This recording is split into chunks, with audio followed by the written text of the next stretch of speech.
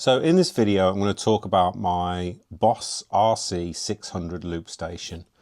I'm going to give an overview of the RC-600, how it works and what it's capable of, and show how it's become one of the main tools that I use to produce my ambient guitar music.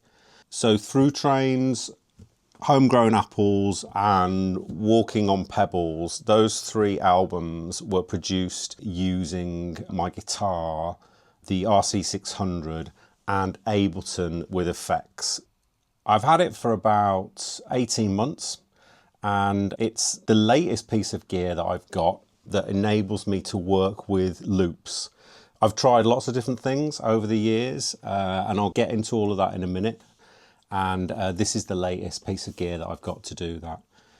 The RC-600 is the flagship looper pedal of the Boss range, and traditionally the loop stations are made for performers to do live looping work. So as a single performer, you can build up layers to perform entire tracks just on your own.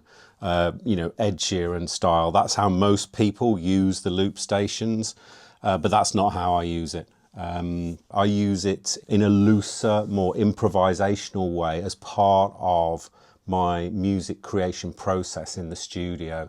I think a lot of people don't know what this piece of gear is capable of, and so I'm just going to run through how I use it and explain some of the possibilities that it has.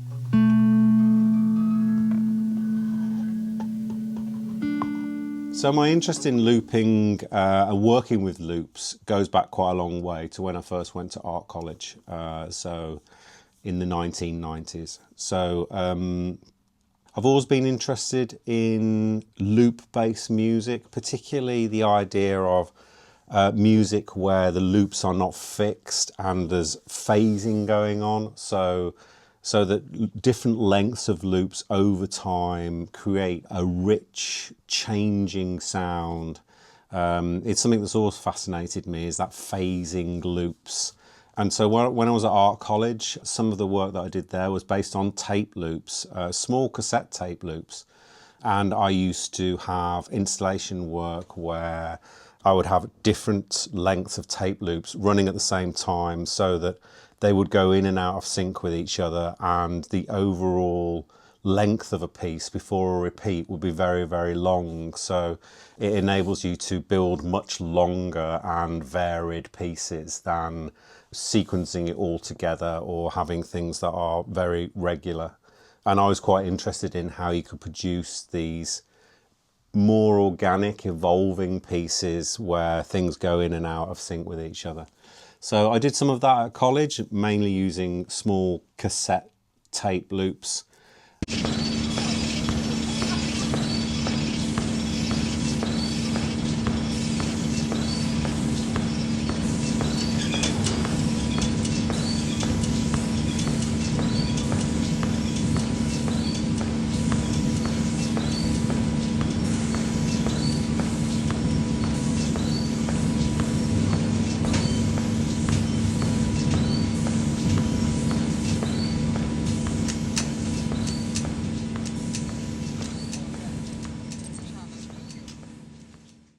And then when I came back to music a few years ago, I initially started working with Ableton, and the music I made was sequenced, so it was locked into a grid, it was all sequenced out. And then I started a journey a couple of years ago to move away from that again towards a more improvisational, looser style of music.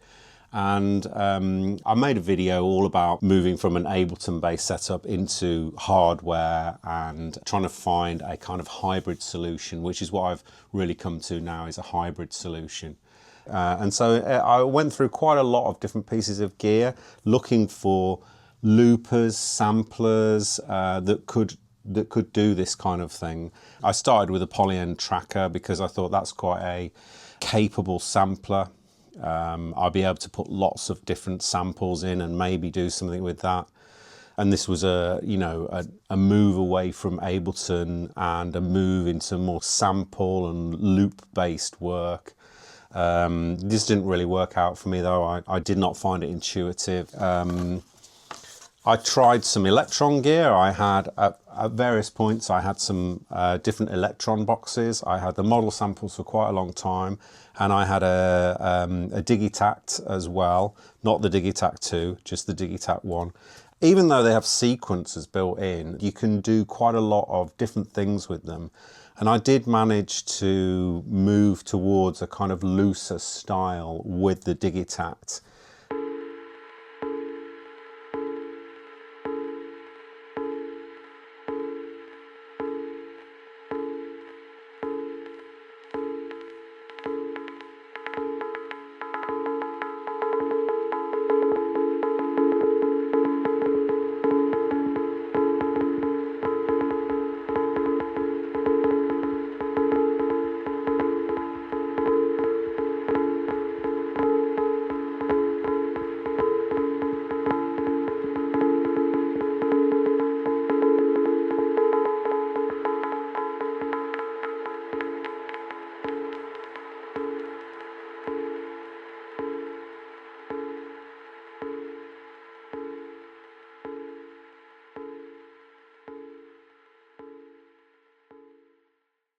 And they are good fun, they're great boxes, but it still wasn't getting to that kind of live looping, phasing kind of feel of using tape.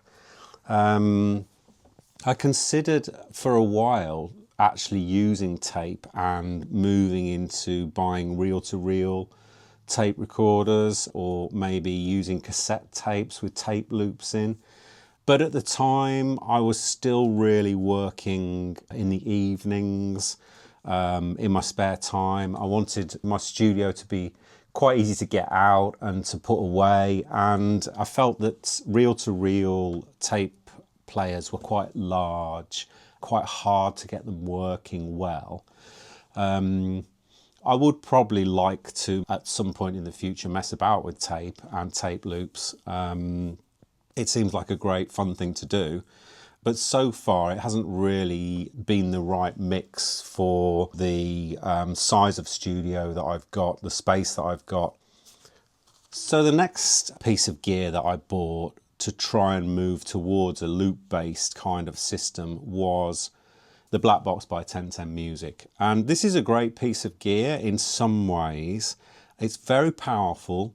It's a loop player, so it has lots of outputs, so you can take 3 outputs and treat them separately, which is great.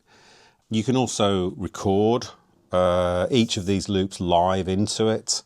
So I felt like it might work for me, and I attempted to have some kind of MIDI control set up so that I could trigger recording on different loops. It's a powerful piece of gear, but in terms of looping, creating live loops that are of different lengths and that are easy to record and then to play back straight away, this was just not working in the way that the RC-600 does work. It's a great piece of kit for lots of different things, but it was not great for that. And so ultimately this didn't work out. And then I came across the RC-600, and this is the best solution in a box that I've found for the way that I like to work. And it's actually a incredibly powerful piece of equipment. And it's not actually that expensive. Currently, you can pick this up for £440 new, and you know, I've seen them for £300 secondhand. So it's incredibly good value, this piece of gear, for what you get. I'm just going to run through the RC-600 first and give an overview of what it is and how it works, and then I'm going to go through how I use it in my work.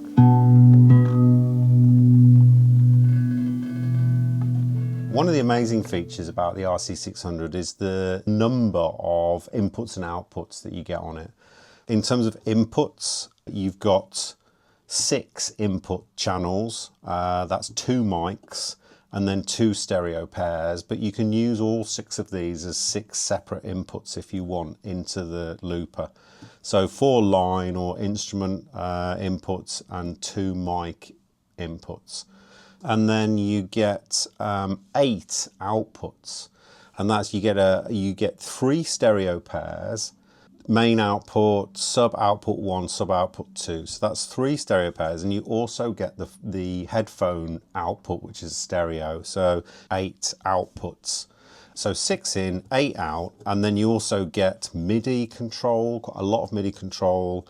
There's a lot of MIDI customization that you can do, and you get 2 control inputs for expression pedals, etc. And on top of that, if you plug it into your computer through the USB, it works as a full 8 in, 8 out audio interface. So essentially, you can just plug it into your computer and it appears in Ableton or your DAW as an 8 in, 8 out interface. These physical 8 outs, the 2 main and the 4 subs and the headphones, become the 8 inputs into your computer. And these 6 here, plus you can go directly to the headphones, I think. So there's 8 inputs as well. So you can send sound into it and you can take the sound out of it all just through the USB. I use it in 2 ways because of that. I will either take these outputs and run them through my mixer, which then allows me to run effects on the auxiliary of the mixer before it goes into the computer. But if I'm not wanting to run external effects, then I can just come straight through the USB and don't need to wire up anything. I can just, all the tracks come out and straight into Ableton. So they're the 2 kind of main ways that I use it. So now I'm just going to go through the architecture of how the inputs, the effects, the tracks, and the outputs all work, and the types of things you can do with it.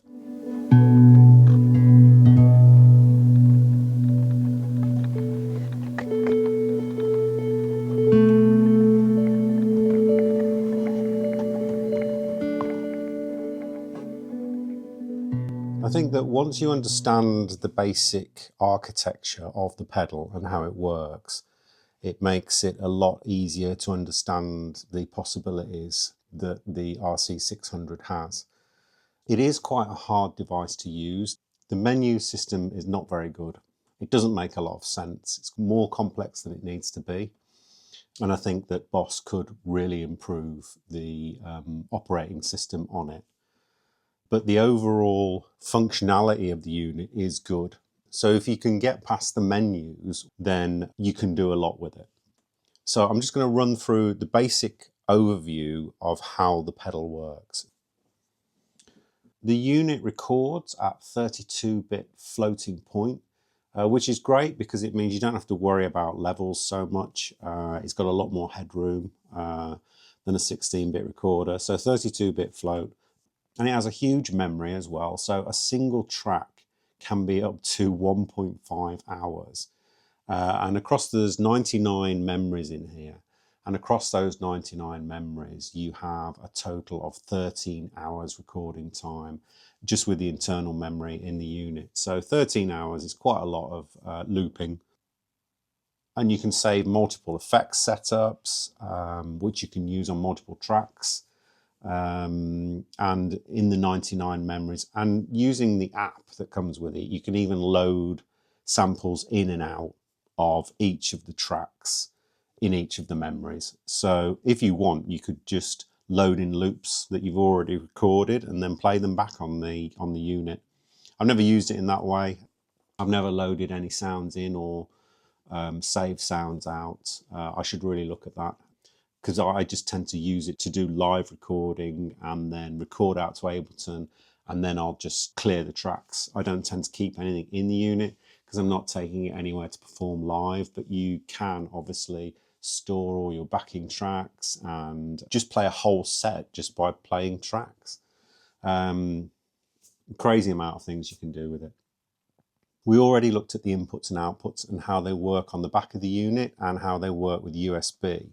So essentially, you've got the option to use all 6 inputs for all of your instruments, whether that's microphones or instruments. And obviously when people are working with live looping, they'll have multiple inputs going in, maybe a mic, a guitar and a keyboard. They'll have all those going in at the same time. When I use the pedal, I tend to just have very simple inputs. So most of the time it will just be my guitar. I often run my guitar into the mic input, and there's a couple of reasons for that. I have to turn the input right up if I don't run it through the mic in order to get it to trigger the automatic recording, the level-based recording. If I put it into one of the instrument inputs, then that will work, but it's not as sensitive as if I use the mic input, which is obviously a lot higher gain. So I tend to run the guitar into the mic input for that reason. And also the inputs, the 6 inputs, they all have noise gates available on them. So they're called noise suppressors, I think, in the menu system, NS noise suppressor. And all of the inputs have the noise suppressor, but the mic inputs, the 2 mic inputs, also have a compressor on them. So if I run my guitar into a mic input, then I already get a noise gate and a compressor on that input. So I go from my volume pedal into one of the mics and I get a noise gate and a compressor already on my guitar. So that's the way I normally work it. I tend to run everything into the mic just for those reasons, whether it's my guitar or a keyboard. The output on the Arturia Microfreak is quite low as well, so that it's handy for that. And I quite like hot inputs on instruments because I tend to play quite lightly sometimes. On the guitar particularly, I'll be playing quite subtle and quiet things, so it helps to have that increased input. You can have, as I say, up to 6 inputs. So that's mic 1 and 2, and then the 2 stereo pairs, the 4 line-in inputs. These are all the inputs that are available. On the unit, you have the ability to record up to 6 stereo loops. So you can decide which of these inputs go to which of the stereo loops, the tracks they're called. You've got maximum 6 tracks, and you can obviously put an input to each track. So you could have 6 things going in, recording to 6 separate tracks that can then all loop and work together. But you don't have to do that. You can combine these in any way that you want. So when I'm working on it, I use just the mic in, which has got my guitar or my keyboard, and then I tend to only record a maximum of 3 tracks. I don't tend to like any more tracks than that. I find that 3 is enough for the kind of compositions that I like to make. And then I will add other instrumentation on top of that. But generally I don't record 6 tracks. So in the normal setup, these foot switches here control tracks 1, 2 and 3. Each pair controls a track, so 1, 2 and 3. So you've got a usual looper setup where you hit this button to record and you hit this button to stop, and then you hit this button to play. And then if you hit it again while it's playing, it goes into an overdub. So that's the basic thing you've got. Record, play, overdub and stop there. And you have that for track 1, track 2 and track 3. And then because there's 6 tracks, the way that it works is if you press this track select button, then these are now controlling track 4, track 5 and track 6. So that's how people use it, up to 6 tracks, and then this flicks between 1 to 3, 4 to 6. I don't bother with the 4 to 6 because I don't use those, but I could therefore use these 4 to 6 buttons for something else, because you can customize every foot switch on here. And then if you hold it down, you get a third set of buttons. In the default setting, this controls the effects, so input effects and track effects. You can turn them on and off when you hold that. And then you go back to the tracks. So that's how it works. You've got 27 buttons effectively, I think, all 27 buttons, 3 sets of 9, that you can customize in lots of different ways. So you've got your inputs, your 6 inputs going to 6 tracks maximum if you want. And then again, each of these tracks, when it plays back, can go to different outputs. We've got the main output, sub 1, and sub 2, and the headphones. So you can do whatever you want with these different inputs, tracks, and outputs. You could have mic 1 being recorded on track 1 and then going to the main output left and right. Or you could have it just going to the left. And then mic 2 recording on track 2 and going to the main output right. So you've got the possibility of 6 in to 6 tracks to 6 outs. So on top of that, on top of the inputs, tracks and outputs, you also have these 2 blocks of effects that are available. So as I said, the mic, all of the inputs have a noise gate on them, a noise suppressor. The mics also have a compressor available on them. They're just very simple with a single level amount. And as well as that, there is a master effects section, which is another compressor and a reverb. You have to assign those to a single output. So you could have a compressor and a reverb on any of these stereo pairs or the headphones. So that's available as well.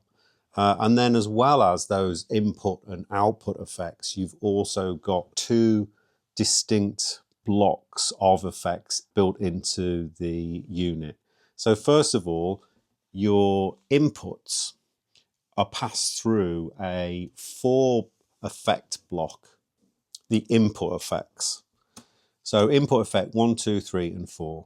And the way that this works in assigning is that each of these effects can be assigned to an input, like 4 effects pedals that you can assign to any one of these inputs. So you can put all 4 on the first one, or you can have 4 with 1 on, any combination. So the way that it works for me, I just have the mic in, which is my guitar, and then I have 4 effects that I can use to create the tone of the guitar. So I could have a preamp, distortion, chorus, all sorts of things. But these effects, the input effects, are pre the track's recording.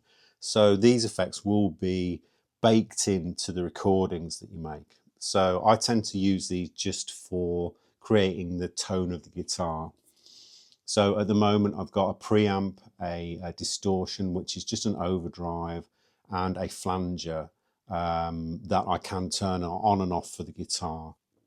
The range of effects that is available on this input effects block is pretty broad. I think there's 49 effects, and they cover all the normal things. You can have whatever you want on it, really. It's got all the preamps, distortion, flanger, chorus, delays, reverb, lots of digital effects, all sorts of things. Then they get recorded on your tracks, and then you've got a second effects block, similar, with 4 effects, and these are the track effects.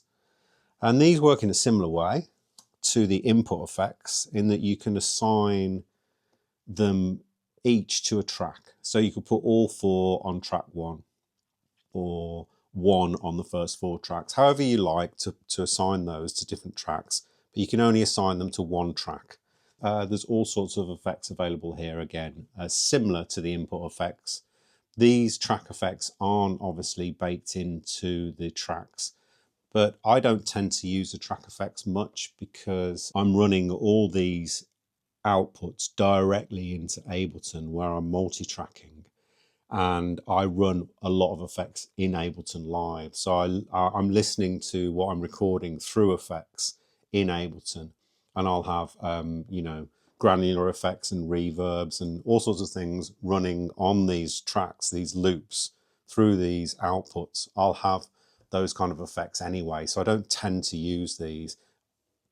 So that's what your possibility is. Any of these 6 inputs going through any of these 4 input effects, recording to any of these 6 tracks, going through any of these 4 track effects, going to any of these 6 outputs. That's the architecture that is available within the RC-600.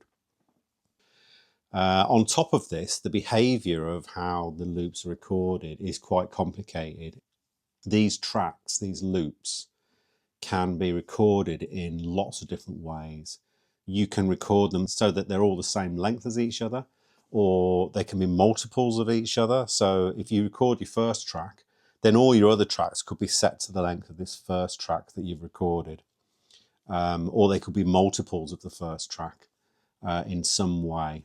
The options for how all of these loops work together is very broad.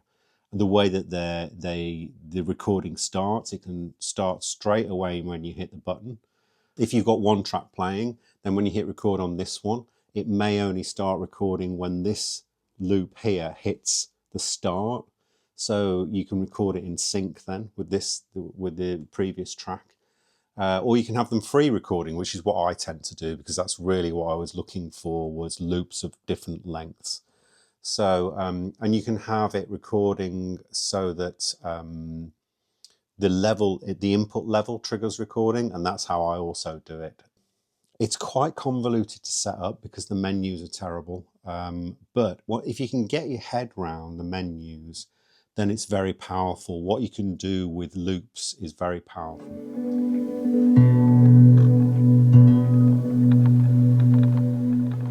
So the way I tend to use it, as I said, I don't use all these. So I will tend to just have one input on the mic. So that's my guitar generally coming in on the mic.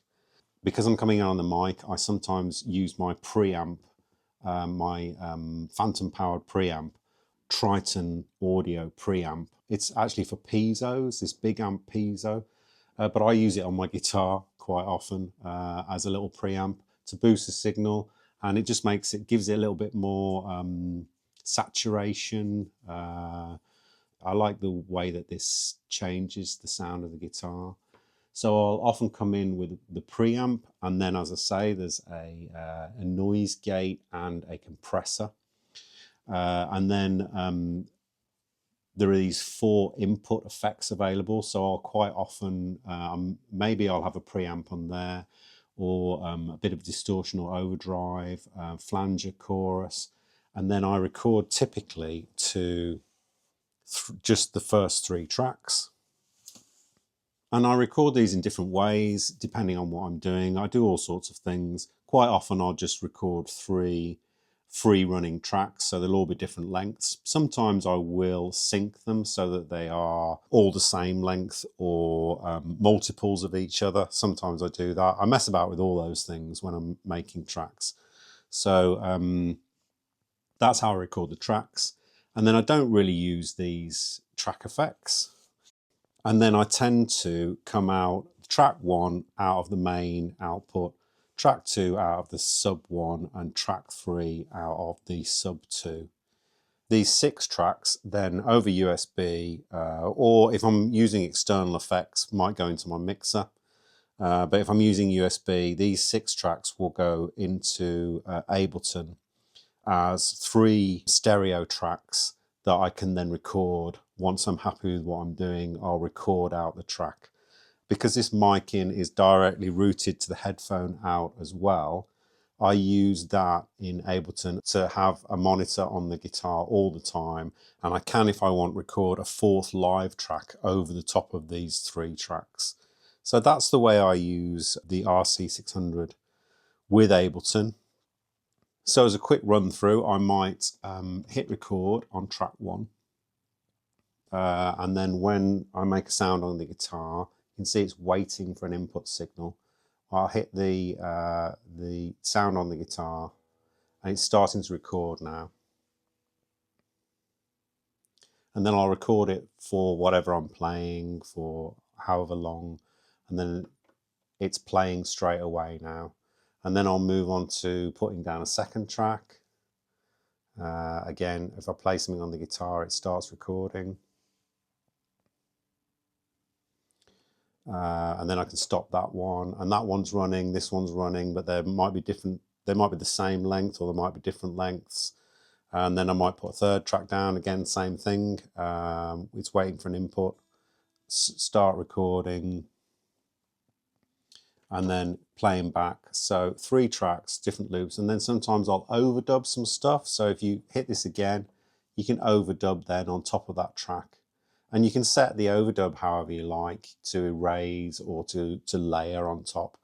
And that's how I work, really. Lay down some tracks and then overdub tracks. And then when I'm happy with the overall soundscape of what I've made, I'll record out a few minutes of the track, however long I think the end track will need to be. Maybe recording a live track over the top. And then that will form the basis for a track that I'll then work on further in Ableton with maybe extra, software instruments and processing. Even how the tracks stop is all customizable in the menu system.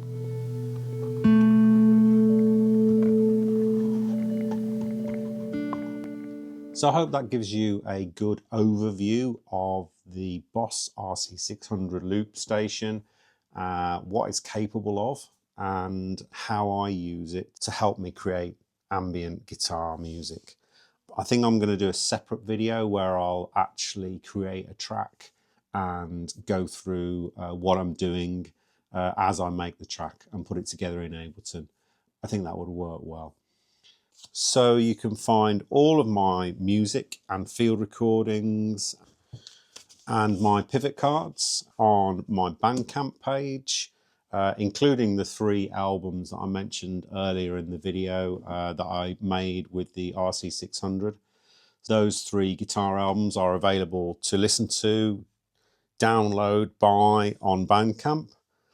And if you go to my Substack site, when I first got the RC-600, I did write a few articles on Substack about it. So there's some further information about the RC-600 and the way I use it on my Substack site. And if you go to Substack and sign up to my newsletter, you'll be in the loop of all of my latest news.